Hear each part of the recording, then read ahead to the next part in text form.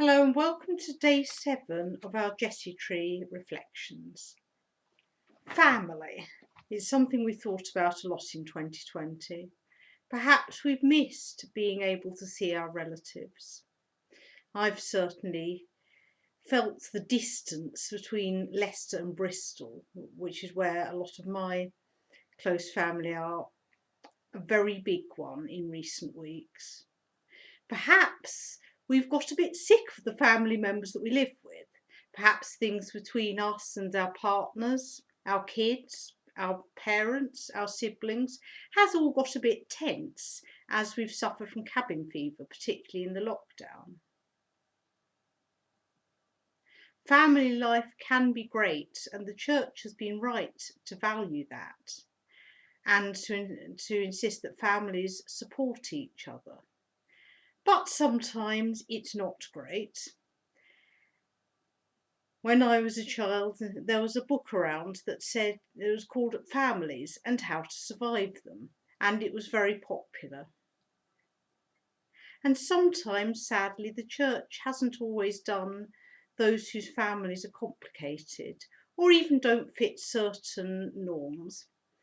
A bit of a hard, no favours really. Maybe you've been in that position. And sometimes we look to the Bible for models of family life. Sure, we'll find something, but some of those biblical families are actually quite complicated and dysfunctional. And this brings us on to Jacob, our character today.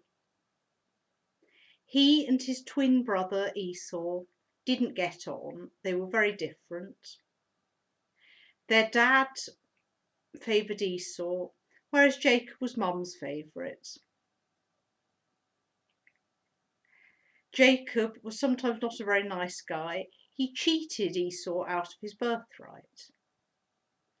Later on, his uncle cheats him when he wants to marry one of Uncle Laban's gorgeous daughters, Rachel, and he pairs him off with the less gorgeous one, though Leah, and he feels a bit cheated, which seems a bit mean, but there you are.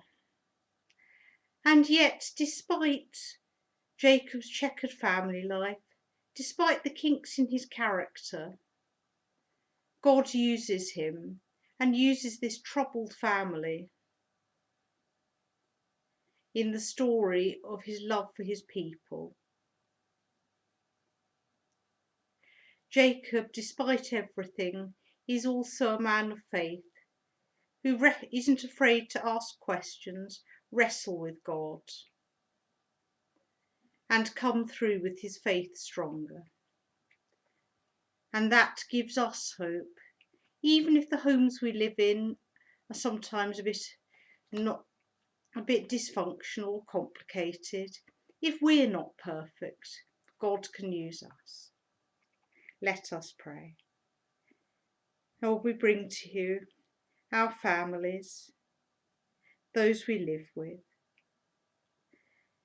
the good times and the tensions. Pray that after a tense and difficult year, you will bring your peace. Pray that you will help us to see that though we are not perfect, you can use us.